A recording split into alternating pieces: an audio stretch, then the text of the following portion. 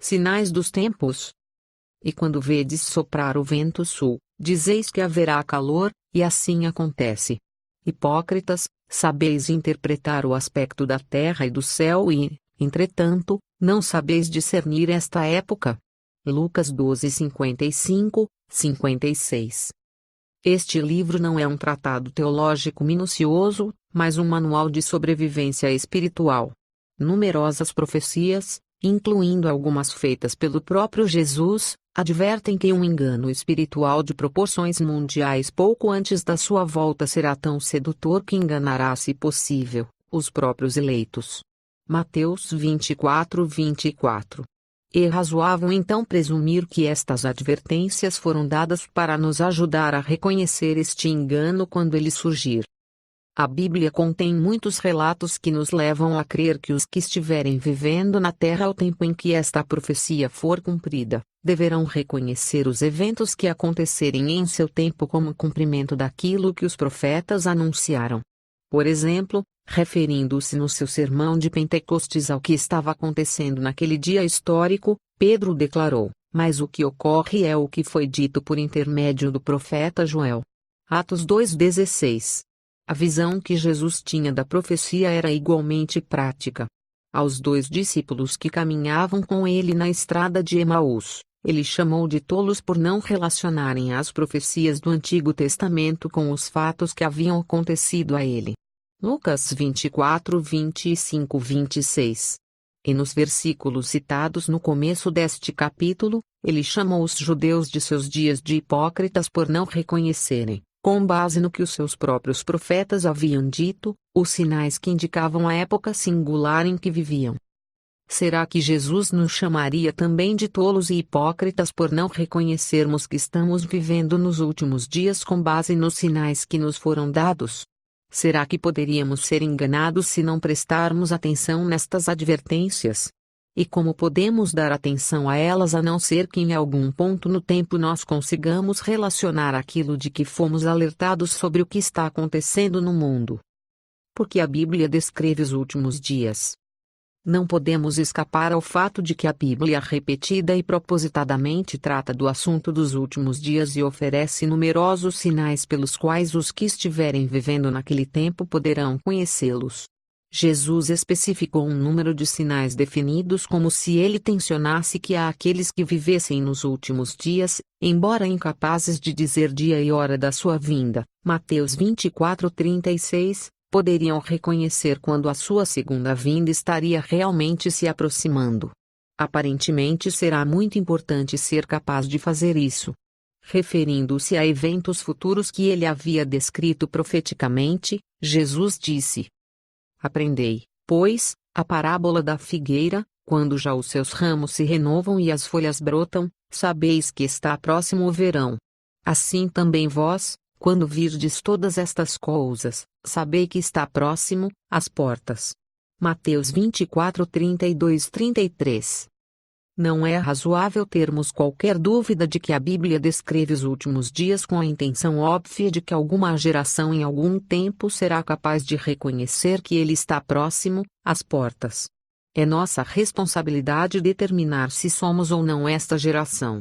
Devemos fazer esta determinação não com base em alguma nova revelação, preconceitos pessoais, ou desejo de ser sempre positivos, mas tomando as profecias bíblicas em seu valor normal, examinando então a evidência.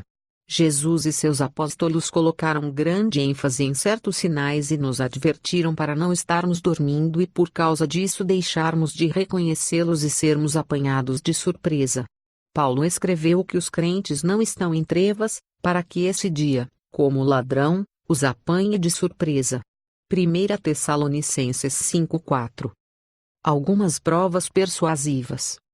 Os críticos argumentam que alguns dos sinais que Jesus deu, guerras, rumores de guerra, terremotos, fomes, pestes, vêm ocorrendo em ciclos ao longo de toda a história. Portanto, o simples fato de que eles estão ocorrendo hoje, embora com maior frequência e intensidade, em si mesmos não prova que estejamos nos últimos dias. Veremos que não é necessário argumentar sobre este ponto. Há outros sinais muito significativos dos últimos dias para os quais tal argumento é absolutamente sem sentido. Estes sinais geralmente despercebidos não apenas indicam que a volta de Cristo está muito próxima, mas também trazem graves consequências para cada pessoa do planeta Terra. Ignorá-los é correr grande risco. Não pode haver dúvida de que a nossa geração testemunhou acontecimentos históricos singulares que são os eventos preliminares necessários para levar a humanidade até Armagedon. Por mais impressionantes que estas indicações sejam, há muito mais. Pela primeira vez na história global, a humanidade tem agora nas mãos armas terríveis que tornam possível destruir toda a vida no planeta Terra. Sem tais armas, as profecias bíblicas sobre Cristo intervindo na história para salvar a raça humana da extinção seriam sem sentido. Também pela primeira vez na história, temos os sistemas de comunicação de massa e processamento de dados necessários para controlar todo o mundo econômica, política e militarmente. Assim, pela primeira vez na história, existem os meios práticos para o cumprimento das profecias de Apocalipse 13 com respeito ao controle do Anticristo sobre o mundo.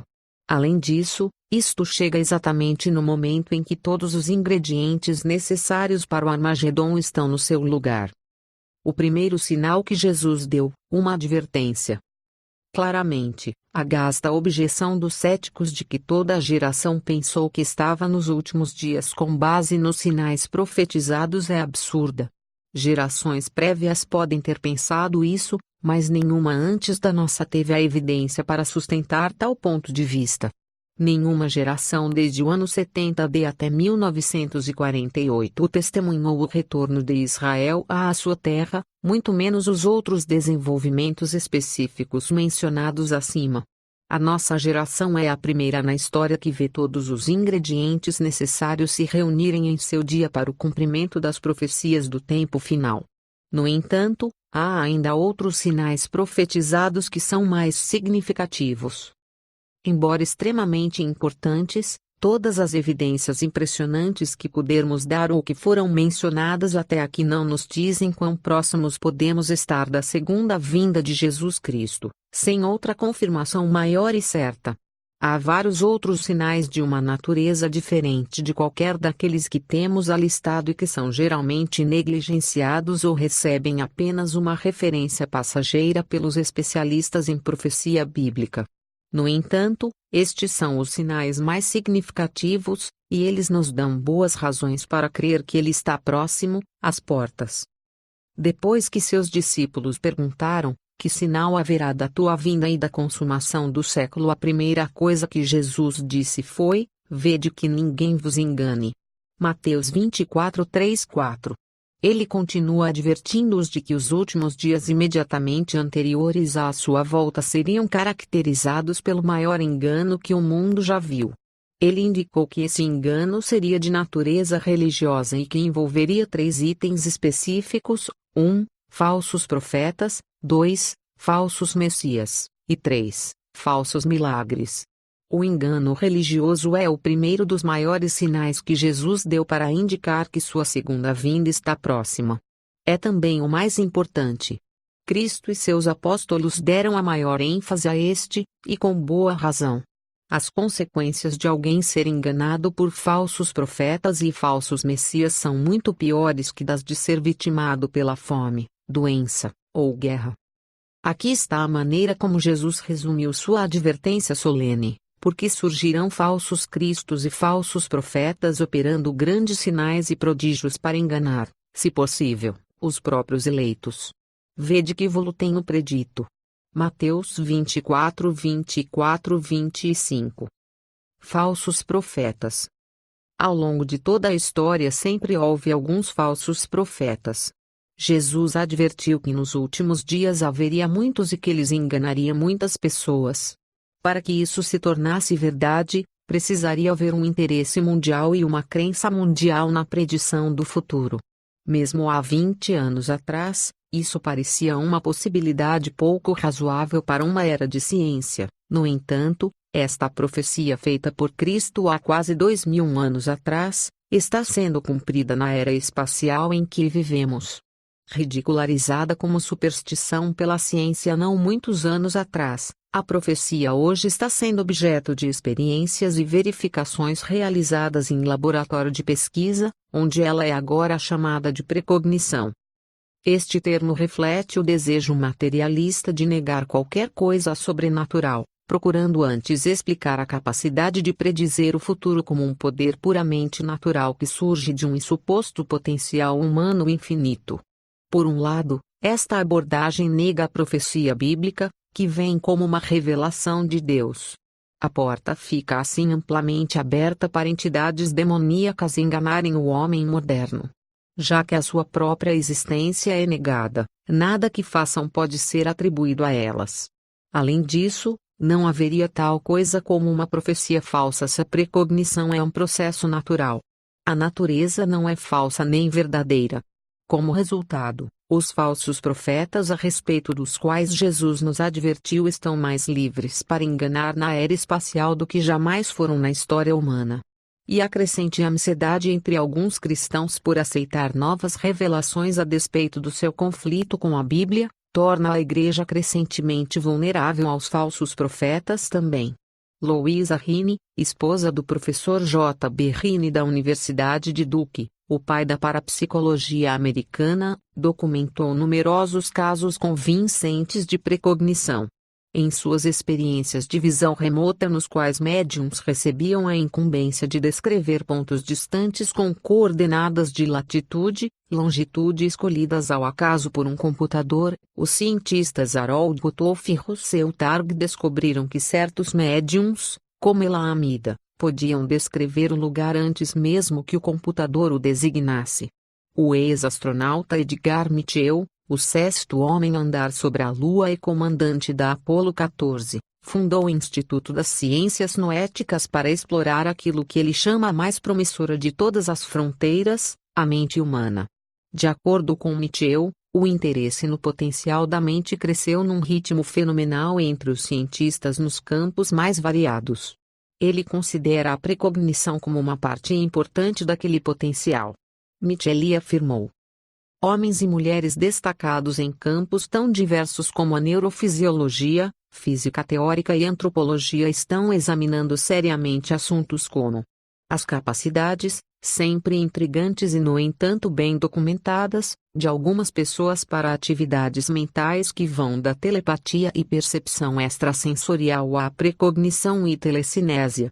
Que espécie de cientista está ousando investigar essas áreas antes consideradas como tabu?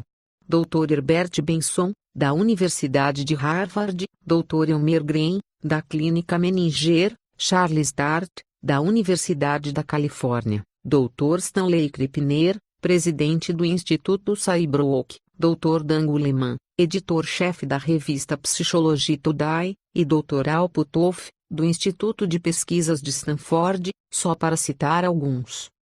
A crescente aceitação da precognição pela ciência estimula o cidadão comum a colocar uma fé cada vez maior nas predições de um panteão crescente de videntes mediúnicos. Não faz muito tempo atrás que Edgar Cayce e Jeanne Dichon eram considerados com ceticismo pela maioria das pessoas. Hoje há centenas de profetas mediúnicos profissionais que têm um grande número de seguidores. Dúzias de variedades de cursos para desenvolvimento de poderes mentais que vão do treinamento nível alfa até a dinâmica da mente preparam milhares de amadores que podem fazer tudo o que Cayce fazia, e ainda mais. Alunos formados no curso de controle mental Silva, por exemplo, recebem o dinheiro de volta se não conseguirem diagnosticar com precisão pessoas cujos nomes lhes foram apresentados, mas de quem nunca ouviram ou sequer tiveram contato visual. Alguns dos líderes mais destacados em todo o mundo na área de comércio e política não tomam qualquer decisão sem antes consultar um astrólogo ou médium. Os ingredientes para a profecia de Cristo de que muitos falsos profetas enganariam muitos seguidores estão agora presentes como nunca antes na história moderna. É interessante observar que muitas das predições feitas por estes videntes modernos falam de catástrofes vindouras semelhantes àquelas encontradas nas profecias bíblicas, com aquela nota positiva adicional de esperança que soa muito suspeita, como certos tipos de pensamento positivo ensinados na igreja de hoje em dia. Andrija Puaricha é hoje um dos cientistas médicos mais brilhantes, com cerca de 60 patentes registradas em seu nome. Os seguintes excertos de uma palestra feita por Puaricha colegas cientistas fornecem alguma indicação do tipo de engano que mesmo os mais inteligentes aceitarão, apesar de estar em evidente conflito com a Bíblia. Eu sou um escriba, a informação me foi dada por uma fonte extraterrestre. Vocês conhecem essa pessoa como Jeová na Bíblia cristã. Este nome é o título do líder de uma civilização, chamado Ova, a 52.000 anos-luz de distância. Eu registrei, com detalhes meticulosos, tudo o que vai acontecer até o ano 2000, incluindo este período de devastação, de cataclisma, de destruição. Será difícil sobreviver, mas quero que vocês saibam que os que desejarem sobreviver, sobreviverão. Meus colegas, e eu, vimos que você poderá fazer curar sem remédios. Você só terá que usar sua mente apropriadamente. Falsos cristos. A profecia do Senhor de que muitos falsos cristos apareceriam nos últimos dias também está chegando ao seu cumprimento. É certo que sempre houve alguns farsantes, mas hoje o mundo está inundado de pessoas que reivindicam ser o Cristo.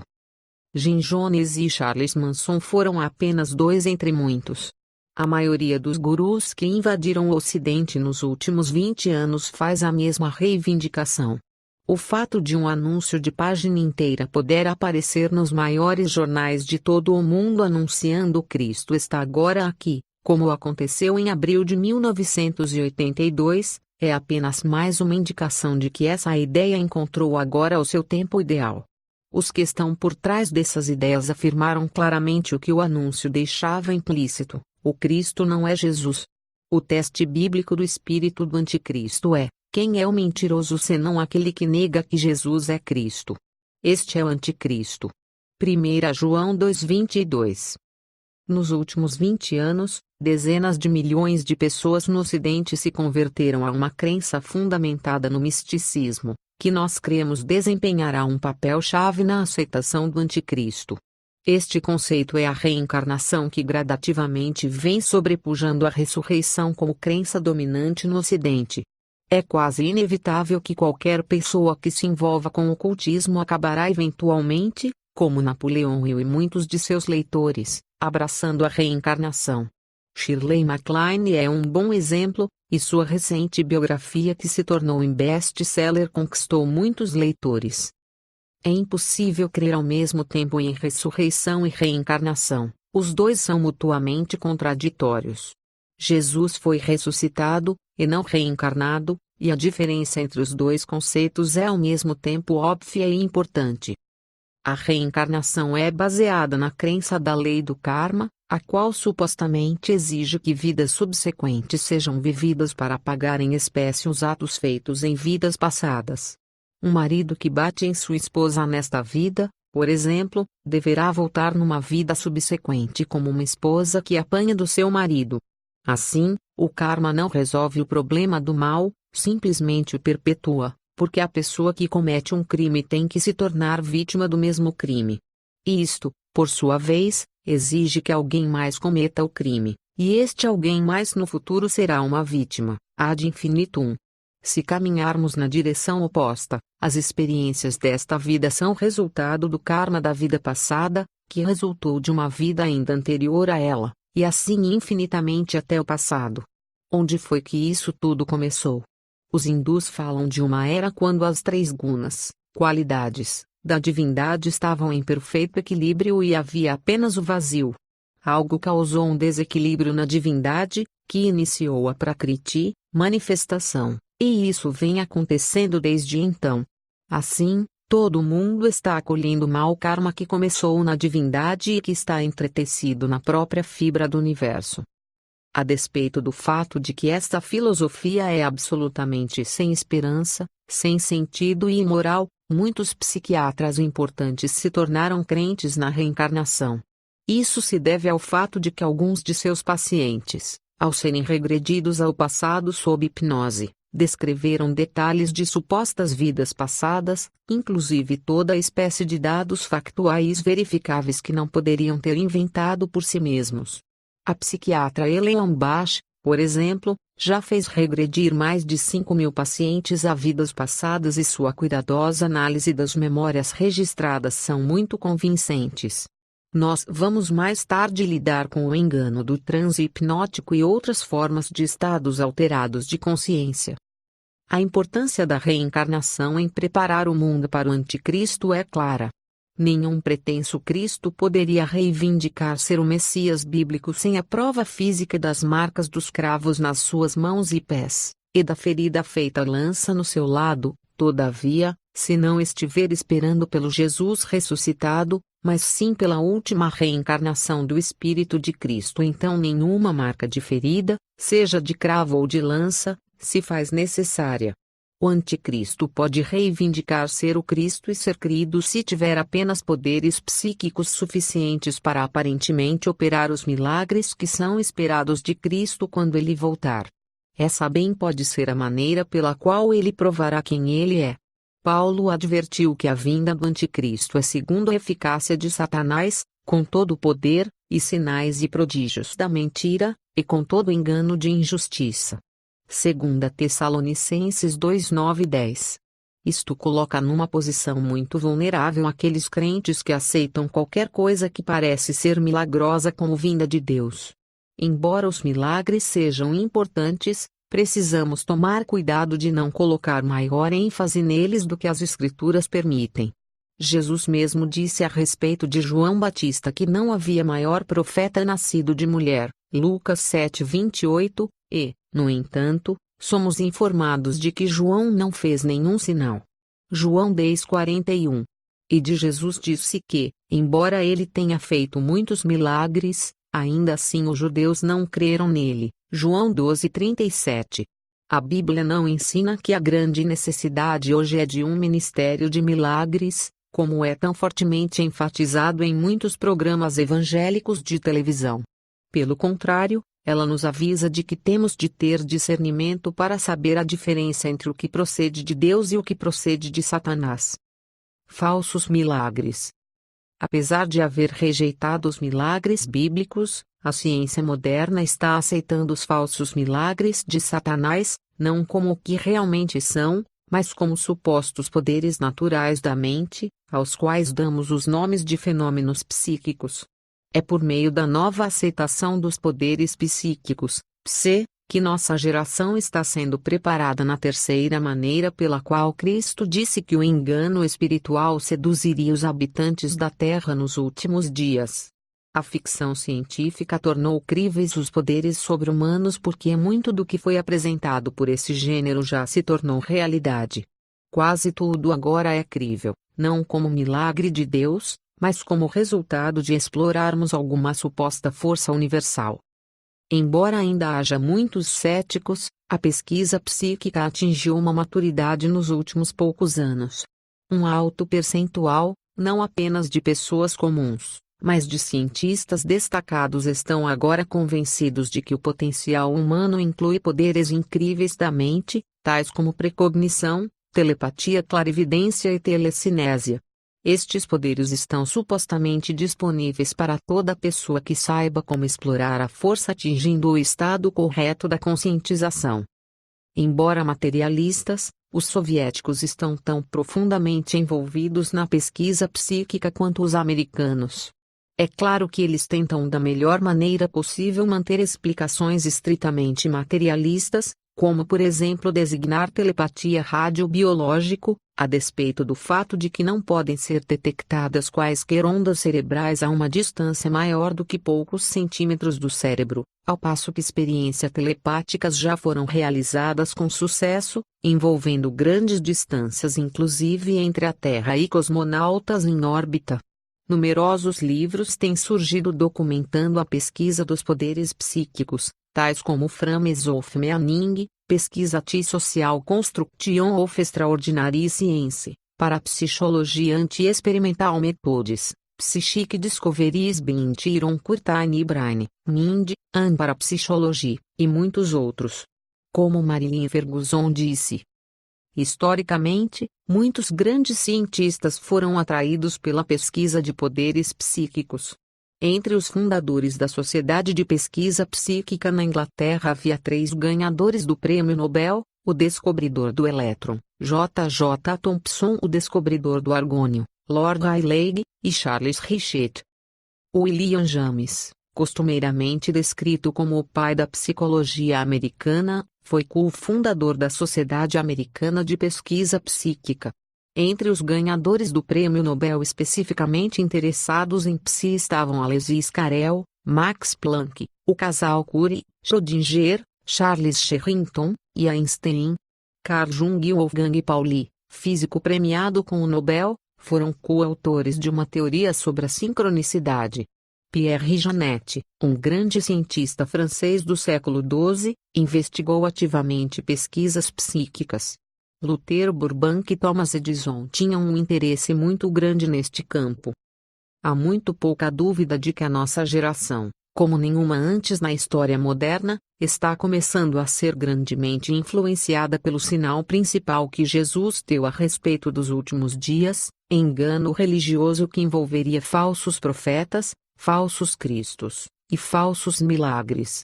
À vista dos muitos outros sinais convergindo em nossos dias, parece pelo menos provável que o mundo está sendo preparado para o anticristo como nunca antes na história. Há, todavia, ainda mais evidência que é mais intrigante e mais convincente.